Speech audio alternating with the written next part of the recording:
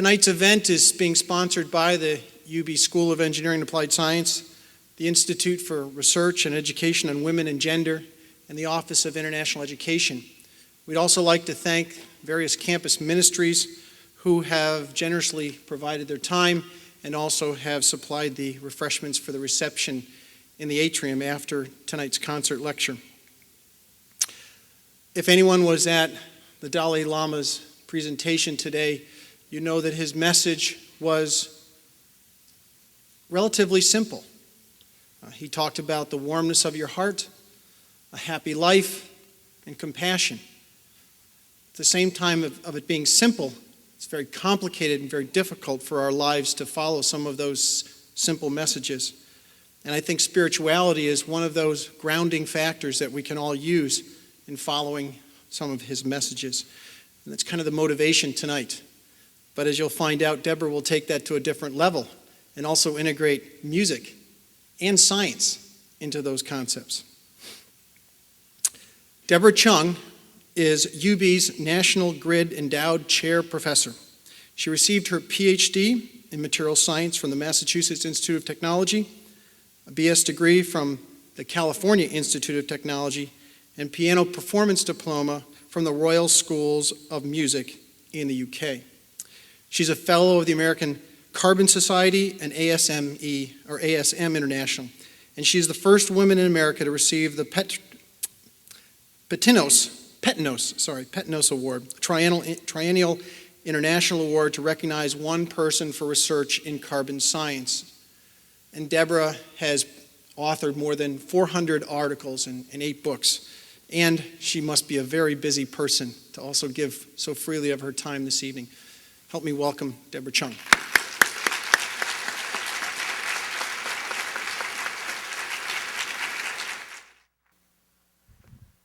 We go to college for education, okay? And what are we trying to attain? We want to have a successful life. What can we get under our belt to prepare us for a successful life? One aspect is our intellect, our mental power and understanding. And that relates to IQ, or intelligence quotient. Yet another aspect is the ability to make rational decisions even in highly emotional and stress-producing situations. And that is related to what's called EQ, or emotional quotient. And then there's yet a third aspect, and that's the intelligence about the meaning and value of life, and that's SQ, or spiritual quotient. So you've got IQ, intelligence quotient, EQ, emotional quotient, and SQ, spiritual quotient. I must confess that as a professor, I emphasize almost exclusively on intelligence quotient aspect and tend to neglect the EQ and the SQ. And it's so important to have a balanced development. And that's one of the reasons why this university has assigned today as a special day of learning to focus on a neglected topic, namely spirituality. There is a book called The Purpose-Driven Life, What on Earth Am I Here For?, written by Rick Warren. And it says, nothing matters more than knowing God's purposes in your life, and nothing can compensate for not knowing them. That's how important it is to know one's purpose in life. Whatever knowledge or skill that you acquire, nothing can compensate for not knowing your purpose in life. The atheist Bertrand Russell said, unless you assume a God, the question of life's purpose is meaningless. I'd like to start with some music. Okay, I think music is a very nice tool for helping us develop and appreciate the EQ and SQ aspects. And I'm going to start with this piece called Rosamunde Impromptu in B-flat major, theme and 6 variations following that theme by Franz Schubert, written in 1827.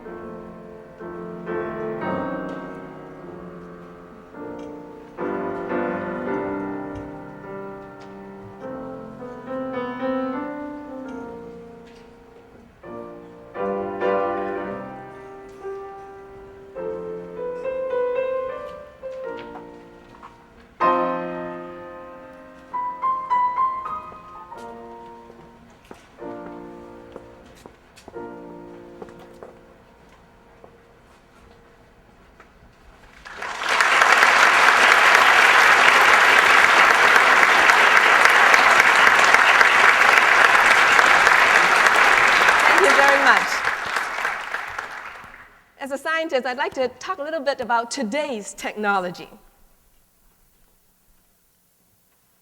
That's the foundation failure causing bridge collapse in Albany, New York. Concrete technology. And here, corrosive road salt and trucks hitting its underside, causing this whole side of a highway to come down.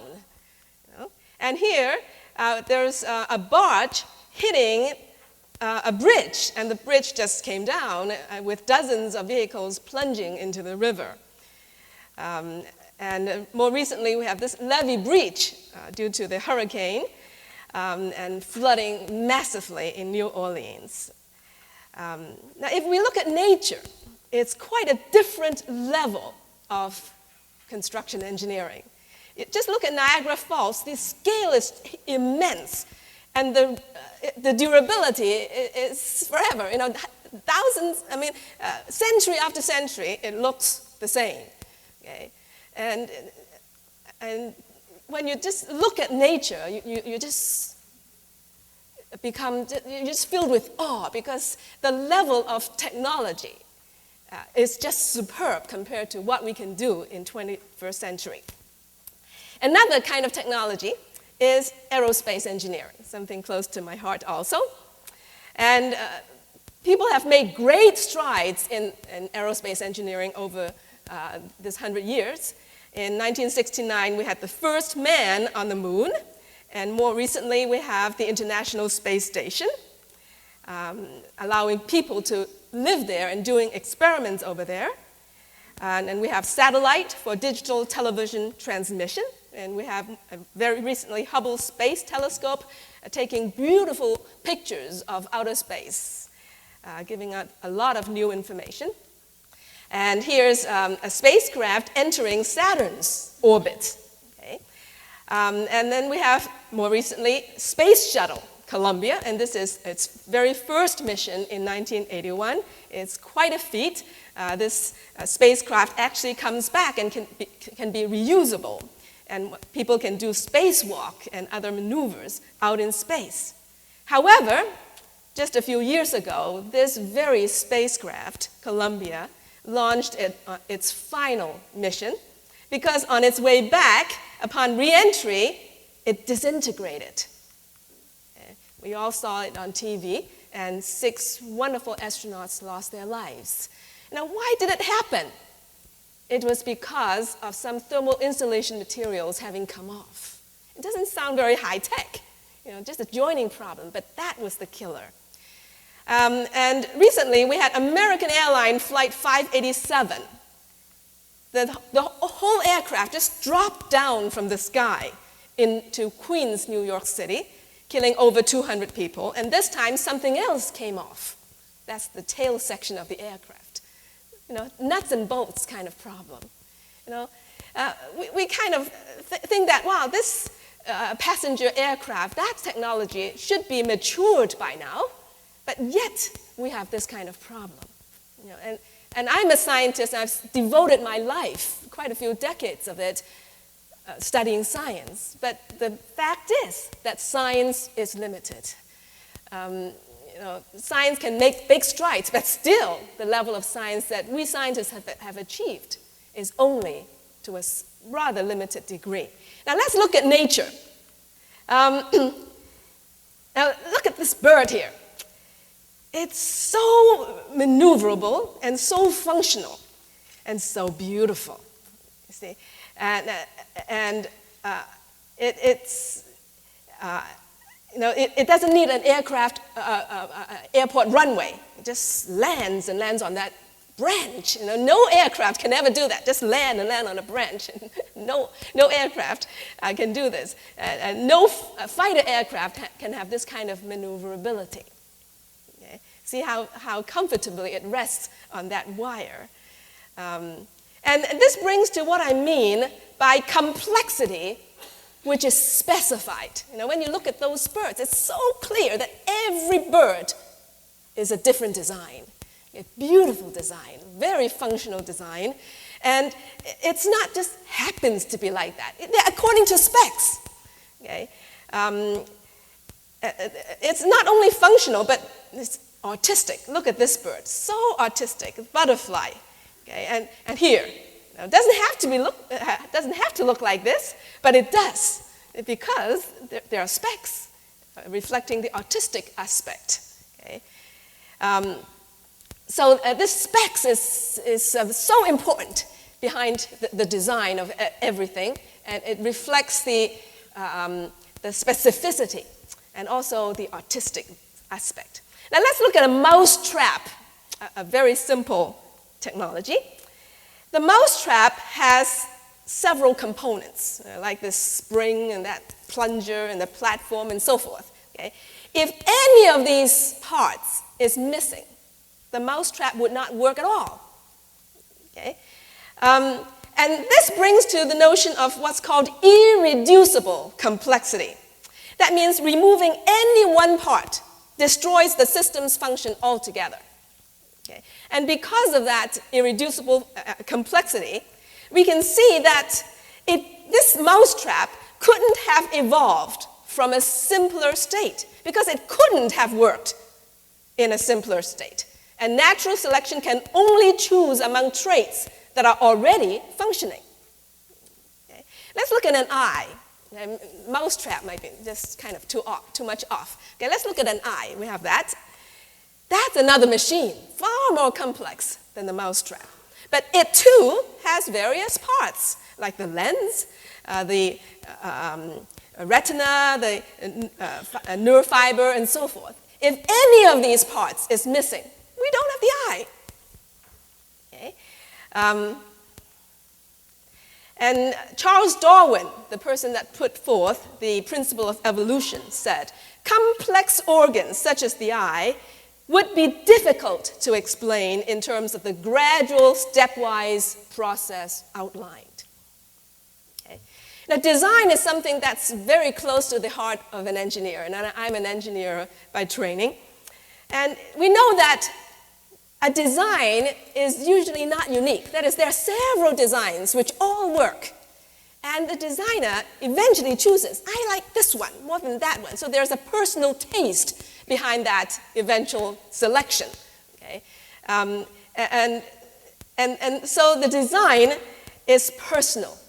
Okay? It's not a unique solution type of thing. Okay? Now, I mentioned so much about specs, but where is the information for the specs? Okay? Nowadays we know, because it's been discovered last century about the DNA. And that's where the specs are. Okay? And it's responsible for the genetic propagation. Yeah. The DNA is not only a good labeling system so that all the people in this world can be differentiated based on their DNA. It's very rare that two people in the world have the same DNA. It's not only a good labeling system. It describes the main traits of the person. And the information on those traits can be passed along from one generation to another. It's just amazing information technology that's far beyond the 21st century kind of information technology. Let's talk about physics. Okay? Charge of an electron, 1.6 times 10 to the minus 19 coulomb. Speed of light, 3 times 10 to the 8 meter per second. There are various universal constants, as we call them. And Einstein, he himself, understands so well about the collection of universal constants. And he understands so well that if any of these constants is changed by a little bit, we would not be living in this world. So he said, God does not play dice with the universe. Okay? And speaking of universe, let's consider the solar system. Okay? We have the Earth revolving around the sun, okay? And one revolution defines a year. And then we have the Earth rotating around its own axis, and one revolution defines a day. And the north-south axis of the Earth is not straight down, but there's an angle to it, and because of that, we have the 4 seasons. It's very simple science, okay? But that's specification. It doesn't have to be that. That is, we don't have to have 4 seasons in order to live. We don't have to have day and night in order to live. that the designer thinks that, oh, it's nice to have 4 seasons. And so the designer made it that way. This is Earthrise viewed from the sun, viewed from the moon. Okay? This circle is the Earth viewed from the moon. Okay? And this is obviously the moon viewed from the Earth. And so this is, again, specified complexity that we can see so clearly in the universe. Okay? I'd like to do another piece on the piano. It's a piece that I arranged based on 2 traditionally Chinese melodies. I'm Chinese by descent, and Chinese melodies are very beautiful in a very different way. And this piece, I call it In Awe of Nature.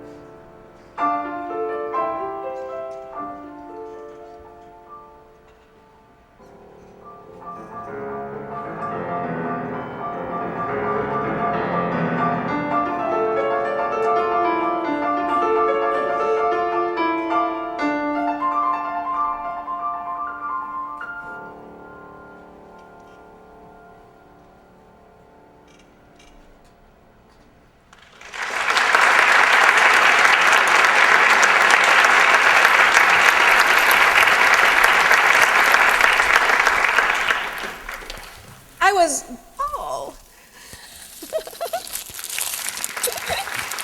That's my husband of 30 years. Oh, okay. Thank you.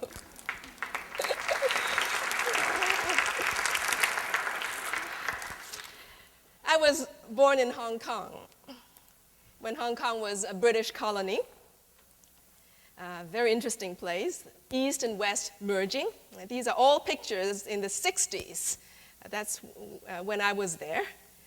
And now Hong Kong is part of China. And I go back to China quite a bit now and then because they're interested in my talking to them about how to be successful in science. And I share with them the keys to be successful. And one of the messages that I often tell them about is that it's so important to have the ability to make scientific judgment. Okay? That is, when you see some data, you can see through them and figure out if they are enough to support the conclusion that you're trying to make. All too often, the conclusion sounds nice, and we push and push, trying to get at that conclusion, even though the data actually aren't sufficient to support that. I'm a reviewer of about 20 journals, and I find that a lot of papers have that particular problem. Okay?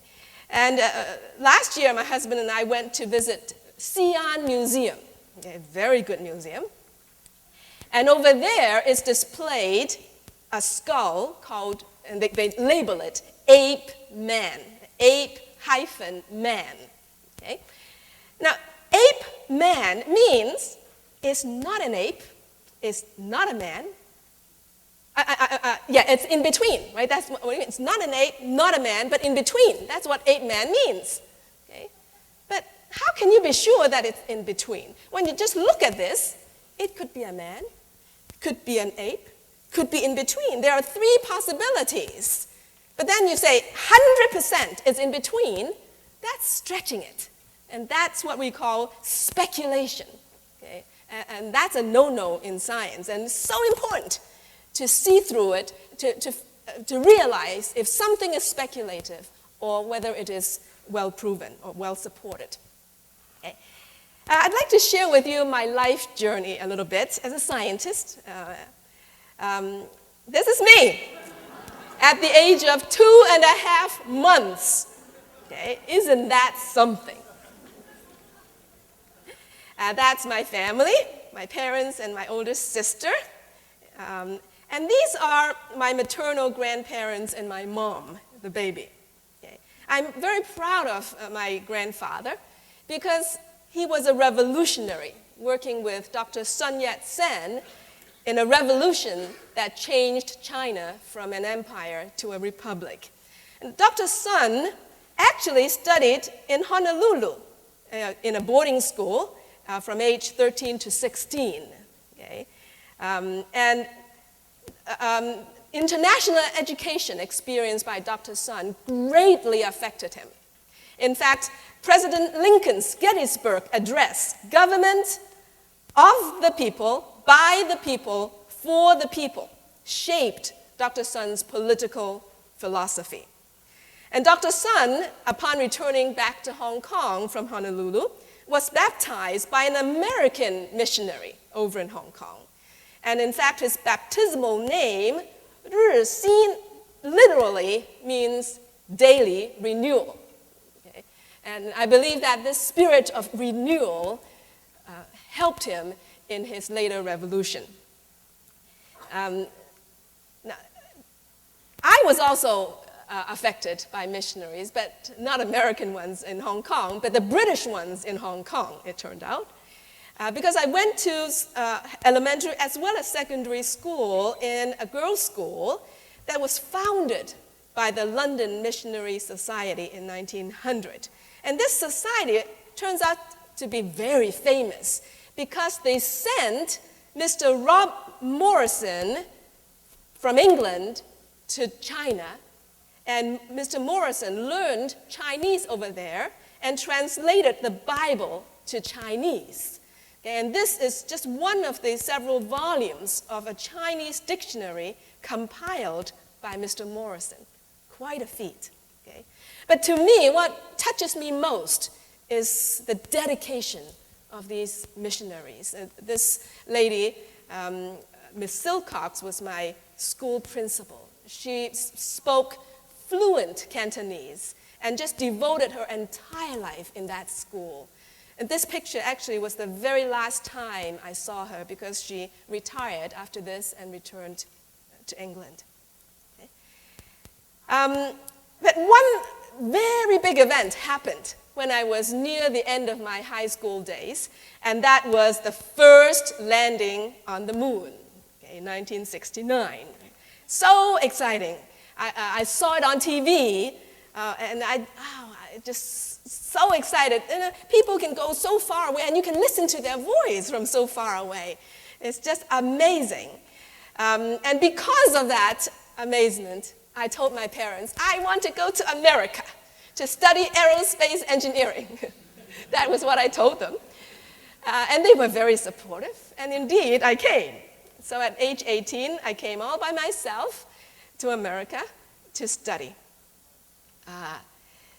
And I went to California Institute of Technology, or Caltech, and it just turned out that I was one of the 4 first women graduates of that university. And what really was most precious that I got at Caltech was the top-notch education. It was in the early 70s, and Professor Carver Mead at that time was already teaching us in a course how to design and make integrated circuits. It was just way ahead of its time. And I was so blessed to receive such direct teaching from these giants. Another professor that greatly affected me is Professor Paul Douay, the father of amorphous metals. And I actually did research under his supervision as an undergraduate. And that research really excited me more than any course was able to excite me. Because research means pushing the frontier of science. It's not just trying to learn what people have already figured out. It's figuring out yourself, pushing the frontier. Okay? And I was so enthralled in it that I remember I spent hours and hours in the library copying papers and trying to read them. I want to read so much, not because they are required reading, but because I want to learn. I want to try my best, whatever little ability that I had at that time to push the frontier of science. And that really was the start of my lifelong journey in research. And through my research in amorphous metals under Professor Douay, I found out that materials are so important because they constitute the foundation of any technology, whether the application is electronic, aerospace, automobile, construction, environmental, energy, medical, whatever. You've got to start with material. Okay? And actually, if you look at the history of human civilization from the Stone Age, Bronze Age, Iron Age, Steel Age, every age came by because of the advent of material. It's really exciting to be on the driver's seat. Okay? And so because of that research and the realization of the importance of engineering material study, I decided to go from electrical engineering to materials engineering, a very big move. And I went from Caltech to MIT for my PhD education, majoring in materials science.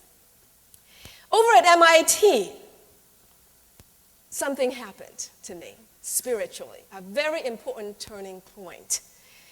That was that through the help of certain campus ministries, I realized that all along I've been upside down in my spiritual priority because I have been putting my studies as number 1 priority in my life and God as number 2 or number 3.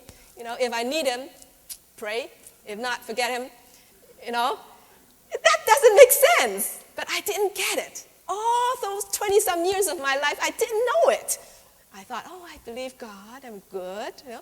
But actually, I wasn't treating God as God. If God is God, he's got to be number one, never number two. And it was a very simple thought, but it took some time for me to realize it. And so in 1976, while I was still a graduate student at MIT, I came to the decision, I'd better make that priority straight. Let God be indeed my God. And I really think that that was the breakthrough in my SQ.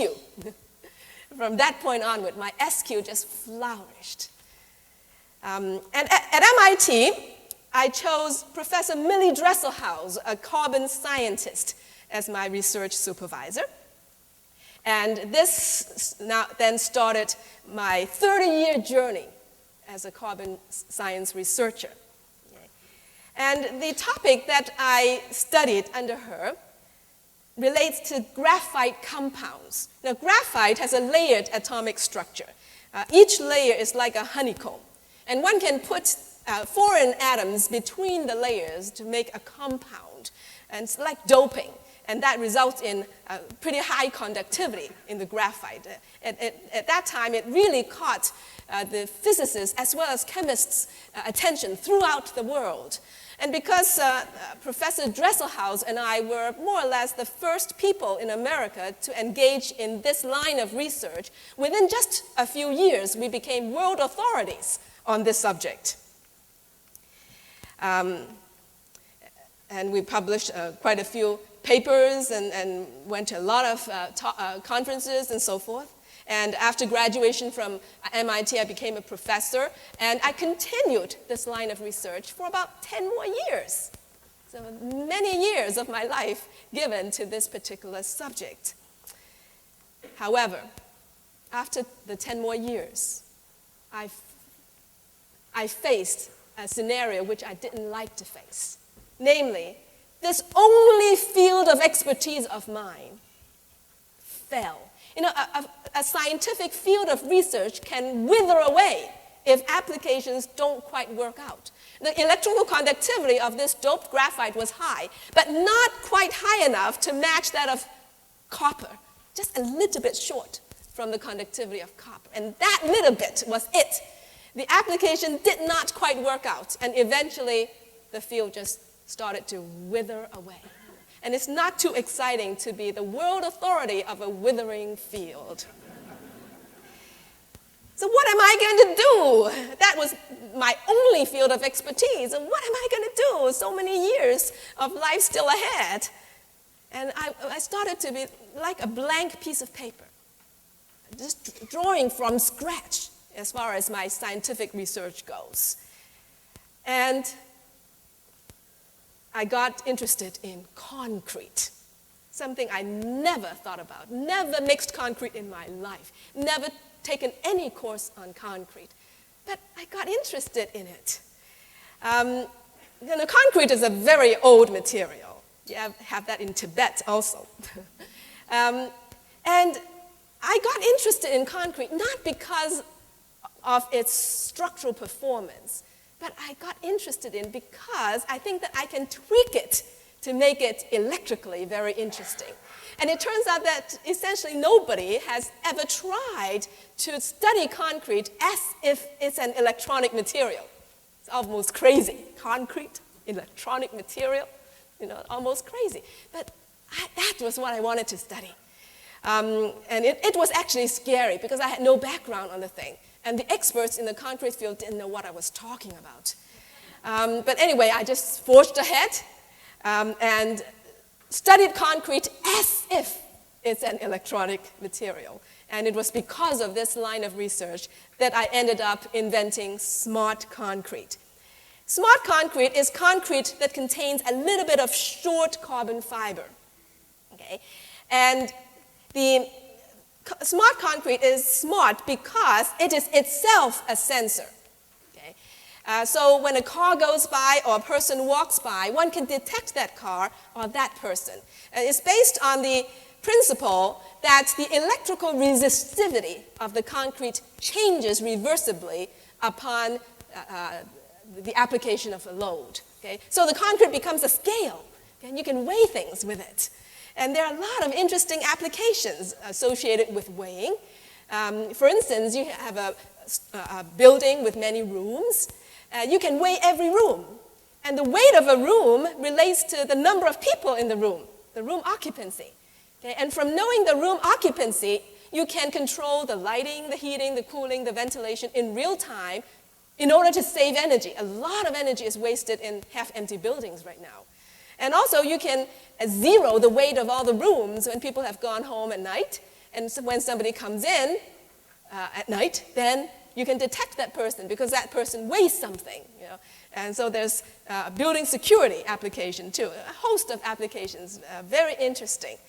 And it just happened that the Chinese government views this invention to be rather important to the extent that they put quite a lot of research funding to various universities in China to do research on smart concrete. And so because of that, I had numerous opportunities to go to China and speak to many students, large crowds of people in various universities. And I give concerts like this too.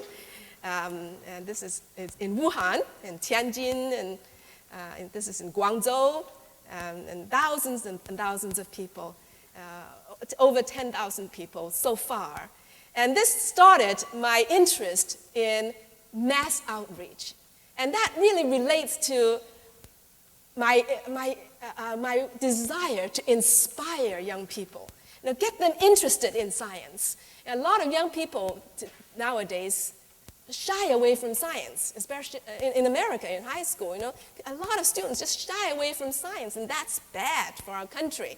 And I really like to inspire the youngsters to get into science, and that's why I try to get music and whatever ammunition that I have, and to get the inspiration across in an effective fashion. And this time turns out to be the very first time I bring this presentation to UB. Now, I mentioned about my blank piece of paper, and I pursued concrete research. That was one line on that blank piece of paper. Another line is about electronics. After all, my undergraduate education was in electrical engineering. In electronic industry, the biggest problem is overheating, computers getting too hot. And because of the overheating, the computer cannot be very reliable, cannot be very high in power, that is, the wattage cannot be as high as one wants, and also it cannot be as miniaturized as we would like. Okay? So that is the culprit. And I came to the realization that people have been neglecting one aspect, which is the interface between the heatsink and the CPU of the computer. Okay? People have devoted most of their attention on developing heatsink materials, which are materials of high thermal conductivity. Rather little has been done on studying that interface. Now, even if the heatsink is a great thermal conductor, but if that interface is lousy, you still cannot get that heat to cross that interface and go to the heatsink and then to the environment. Okay? And it turns out that that interface can be improved by putting into that interface a very conformable paste known as a thermal paste. Okay? That is, that paste needs to conform to the surface topography of the mating surfaces, and no surface is ever perfectly smooth. And when you have these valleys, you have air pockets, and air is a thermal insulator. So we need to displace the air out. Okay? And so that's why you need a conformable paste to displace the air out from these tiny little valleys at that interface.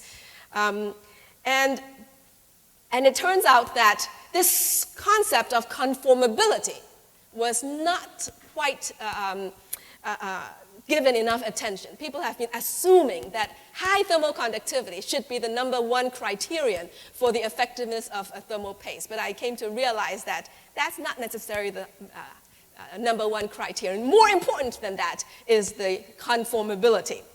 And because I have carbon science background, I understand that there is a conductor, a thermal conductor in the form of carbon called carbon black, which is like soot.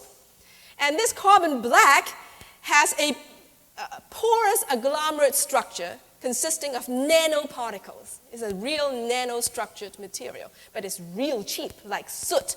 Okay? And because of this porous agglomerate structure and because of the nano-sized particles in that agglomerate, this carbon black is squishable. Okay? After squishing, it just compresses like that. Okay? It's rare to see a solid which is itself so squishable. Okay? And because of that squishability, my use of this carbon black in the thermal paste gave me a paste which beats all of those other fancy, expensive pastes that people have tried to develop.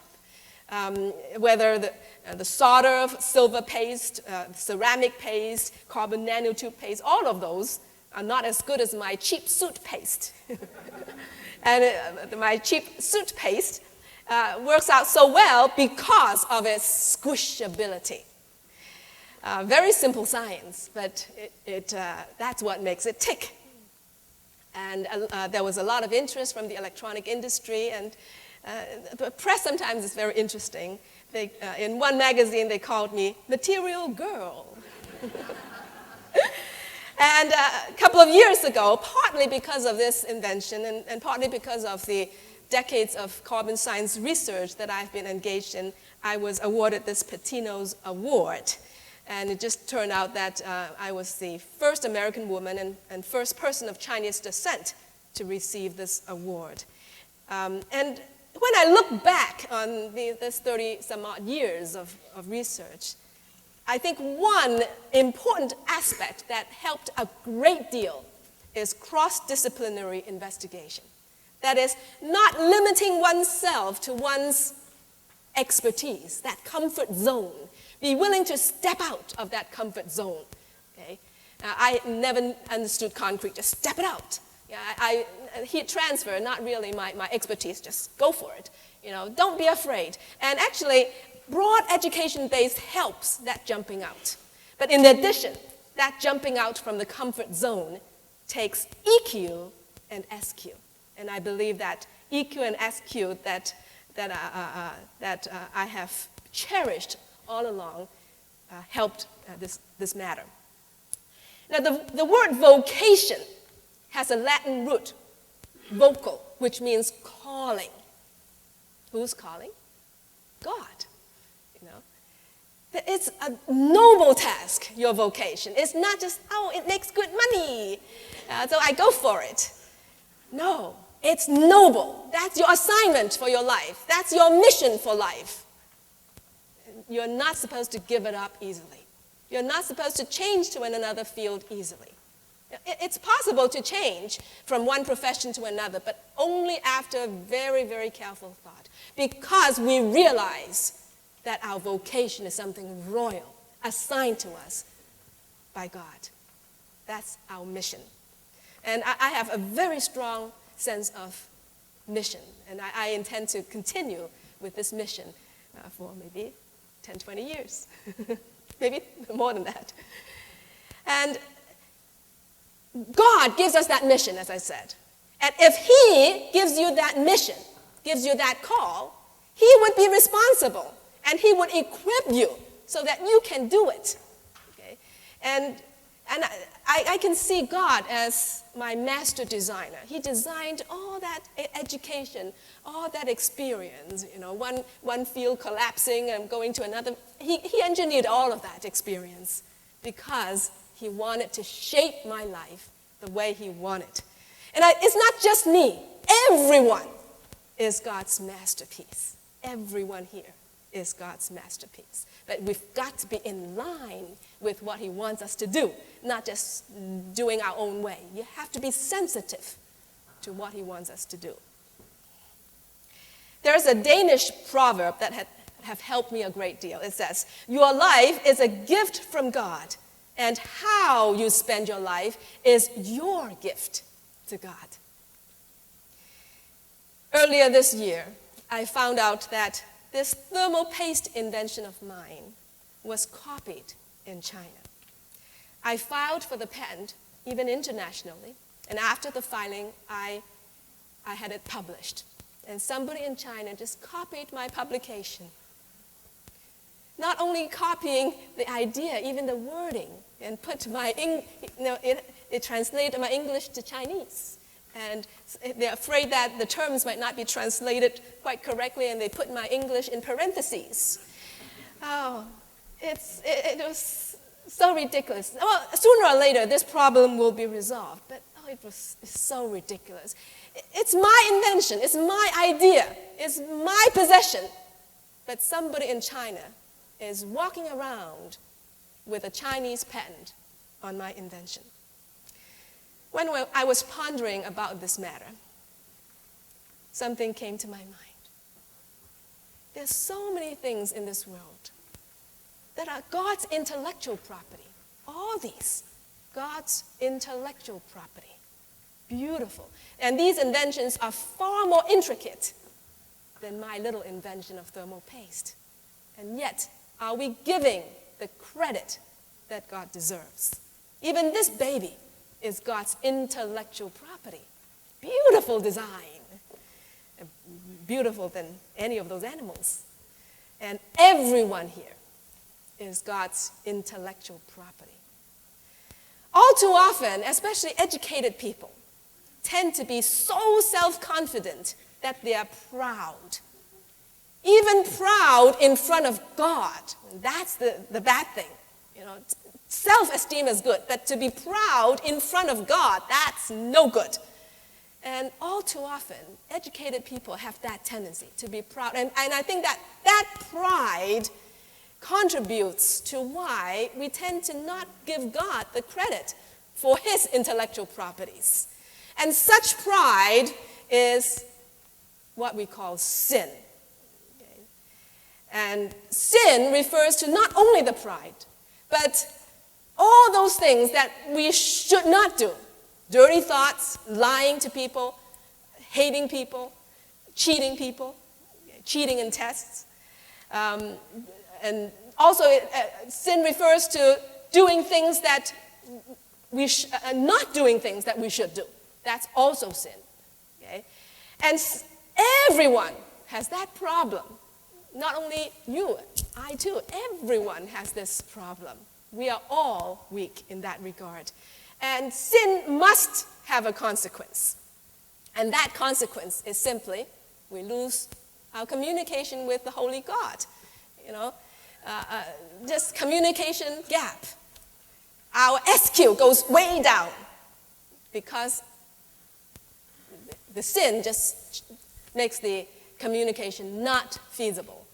And in fact, Danish philosopher Kierkegaard said, the majority of men live without being thoroughly conscious that they are spiritual beings. Isn't that sad? We have spirits, yet most people don't even realize we have spirits. Some people think, we go to church, we go to a mosque, or go to a Buddhist temple, or go to a synagogue, and the act of going there might mend the problem. They might think, I'll just be very pious. Okay? Various kinds of piety, various rituals, thinking that would mend our relationship with God. But all that wouldn't work. Because what's important is not religion. What's important is not piety. What's important is relationship. Just like the relationship between a kid and a mom. Just like the relationship between this kid and that mom. Very close, direct, sweet relationship. And that is the relationship that we can attain with God. And that is what God wants to have with us. He wants it very, very badly. And this brings to the subject of faith. Faith is one of the prime topics of this special day of learning at UB. There was a big interfaith service on this campus yesterday. What is faith? Faith means you're believing something that cannot be proven. Now, if it can be proven, there's no need to exercise faith. It's proven. Right? But you know it cannot be proven. But you are willing to exercise that faith and just take it. And this is what this little kid did. Now, he didn't take the blood from his mom and check the DNA. I'm sure he didn't do that. He just accepted it. That's my mom. By faith, that's my mom. And then the blessing from the mom, the love from the mom just flow right to her, and the relationship becomes so close. But the starting point is that that kid has to take it. That's my mom. Okay? And that's what I mean by faith. Now, sometimes people misunderstand faith and think that it's just superstitions or it's blindly taking things. No, it's not blindly. Because once you've exercised the faith and you have experienced that love pouring in, that blessings pouring in, you have personal experience and you don't need any proof. Just like this kid. Once you've experienced the love from her mom, he doesn't need any proof. He's got it. That's my mom for sure. He doesn't need any proof because he has personally experienced it. And that is the consequence, okay, of exercising a little bit of faith. And once you've experienced that personally, no need for proof because it's so clear. And that is the relationship. That is the key to SQ. I mentioned about American missionary helping Dr. Sun, and America is so blessed as a nation, with just a couple of 100 years of history. This country is the most powerful in the world. It's actually a miracle that this happened. And it's so important for this country to hold on to the faith of our fathers. Don't let it go. Don't be swayed. It's so precious. That relationship, just like a child with a mom. Okay? I'd like to do another piece. I call it Childhood Simplicity. It's based on two traditional hymns that may be very familiar to some of you.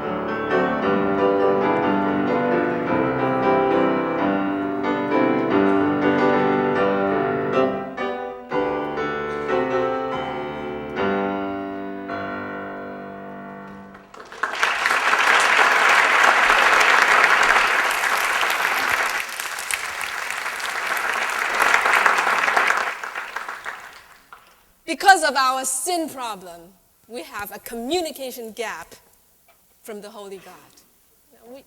However we try, it just wouldn't work. The only way for this to work is for the penalty of the sin to be paid. Because God is just. Who can pay the penalty? I cannot pay for your penalty because I'm in the same dirty boat. Your parents cannot pay for that penalty for you because they have the same problem. No person have that qualification to pay for somebody else's penalty because everybody has the same problem. But God loves us so much that he wants to have that close relationship with us. And he took the initiative in paying the penalty for us.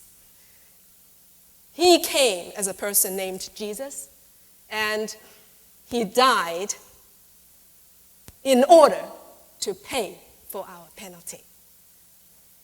And now the Chinese character Yi has an upper part, which is lamb, and the lower part, which is me. Okay? And this Yi, this character Yi, means righteousness. Okay? So when the lamb, that is the sacrificial lamb, covers me, I become righteous. Now, it's just amazing how different cultures merge when it comes to this issue. Paying the penalty. Having the sacrificial lamb paying for the penalty. It's just amazing how different cultures merge on this particular point. Why? Because God really wants us to know this. He really wants us to get this message. It's so important a message. Because without getting that message, our sin problem forever remains, and our SQ forever remains very, very low. Okay? Now the choir is going to treat us with a hymn. It's actually a Negro spiritual. A Negro spiritual constitutes a very beautiful class of American music. It's truly American music. And this particular Negro spiritual is called, Lord, I Want to Be More Holy in My Heart. By the way, this choir, I call it an ad hoc choir because it's just put together for this very occasion.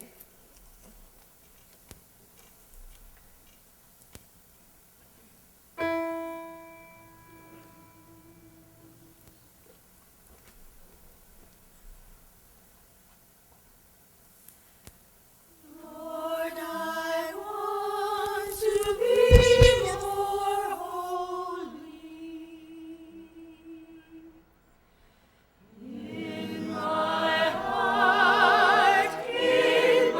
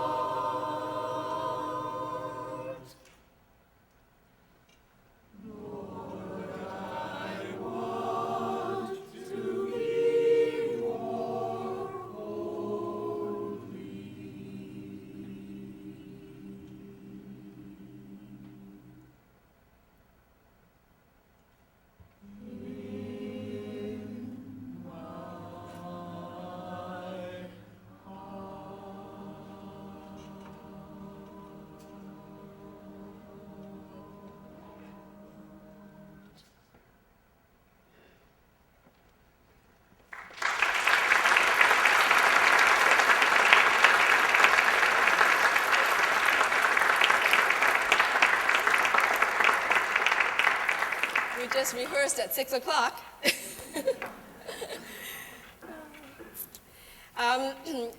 In the State of the Union address this year, President Bush announced the American Competitiveness Initiative. And that relates to what his science advisor earlier wrote. He wrote, "Today, high technology firms have to be on the leading edge of scientific and technological progress to survive, but the US educational system is failing in precisely those areas that underpin our competitiveness: science, engineering, and mathematics." And in UB, we are trying to contribute to solving this very serious problem in America through what we call a life-touching life approach to inspire students for science. It's not just a matter of science content, it's the life story, the excitement through the experience of scientists. And so with a few colleagues, we are planning to have a national outreach to school students using film documentary series, webcast series, and book series. A very big job, and we are just, for now, we've just got the book series. And volume 1 of a new book series have already been published. It's called The Road to Scientific Success, Inspiring Life Stories of Prominent Researchers. And this volume 1 is available here at the atrium during the reception in case you are interested. And I am one of the 10 scientists featured in this particular volume. And all are welcome not only to the book signing, but also to the reception in the atrium. And there is an evaluation form that I really would like you to fill out. And this has to do with the fact that this particular project belongs to the UB 2020 Civic Engagement, strategic strength of this university. And it would help us if you can give us some feedback on the effectiveness of this life-touching life approach of scientific outreach. And while you are filling out those forms, I'd like to do another piano piece for you, and that is I Surrender All. And this subject of I surrendering all really relates to what I told you earlier about my spiritual awakening. Simply putting God above me, okay? And if God is above me, he better be number one. And I should surrender my whole self to him if he is indeed number one in my life. And yeah, the lights are up.